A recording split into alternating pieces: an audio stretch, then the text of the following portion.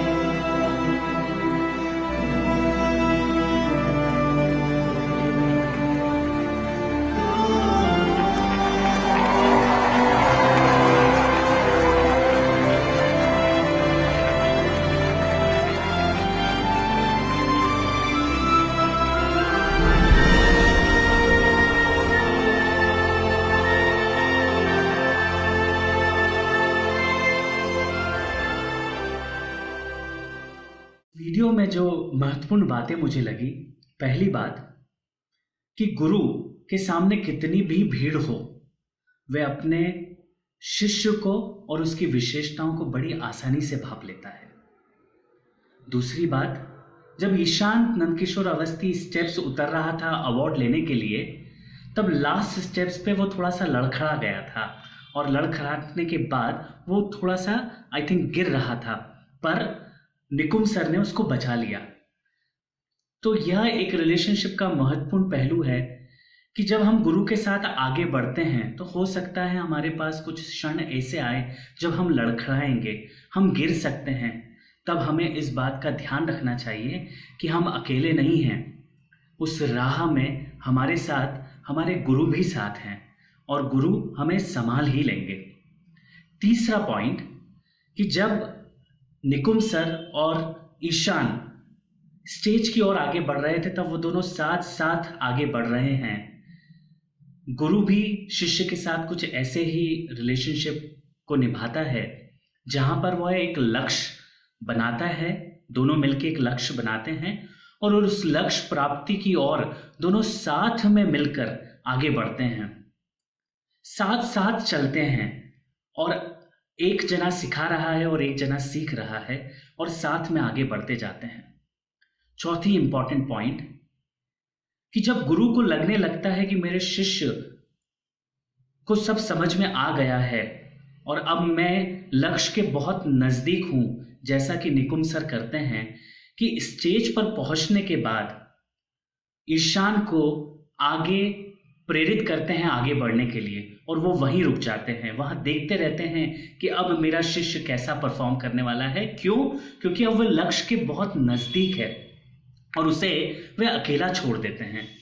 पर अकेला छोड़ने के साथ साथ वह उसे पीछे से देख रहे हैं।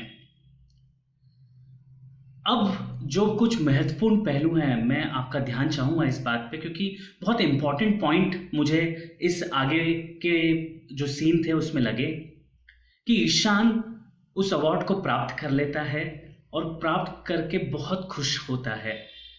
वह खुशी सभी में देख भी पाता है, जितने लोग थे उसे खूब अप्रिशिएट करते हैं।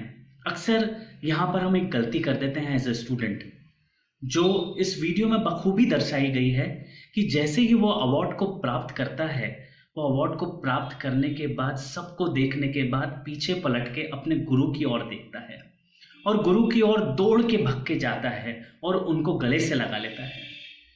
शायद हर लक्ष्य प्राप्ति के बाद एज ए स्टूडेंट हमें भी यह ध्यान रखना चाहिए कि हमें पलट कर देखना चाहिए और देखना चाहिए कि हम किस के कारण उस लक्ष्य तक पहुंच पाए हैं, किस के कारण हमने वो लक्ष्य की प्राप्ति करी है और हम जब अक्सर पीछे देखते हैं तब हम अपने गुरु को अक्सर हमारे पीछे ही पाते हैं, जो हमें देख रहा है। तो हमें आगे नहीं बढ़ना चाहिए, हमें गुरु को अवॉइड नहीं करना चाहिए। हमें ऐसा नहीं सोचना चाहिए कि यह लक्ष्य हमने हमारी काबिलियत के थ्रू प्राप्त करा है, जबकि हमें पीछे पलटना चाहिए और हमारे गुरु के पास पहुंचना चाहिए और गुरु को एक धन्यवाद देना चाहिए। और इसके साथ साथ हम गुरु के साथ बैठ के अब हमारा नया लक्ष्य क्या है, हम उसको डिस्कस करके उस नई जर्नी की ओर बढ़ सकते हैं। तो मुझे ऐसा लगता है ये एक गुरु और शिष्य के जो कि ब्यूटीफुल रिलेशनशिप है, उसके ये कुछ महत्वपूर्ण पहलू हैं जिनको मैं आप सभी के साथ साझा करना चाहता था। मैं आप सभी के भी विचार सुनने को आतुर हूं, तो ज़रूर आप अपने विचार शेयर करें कि आप इस रिलेशनशिप के बारे में क्या सोचते हैं। हम जल्दी मिलते हैं अगले वीडियो में अगले नए टॉपिक के साथ। तब तक आप सभी अपना ख्याल रखिए। धन्यवाद। Thank you.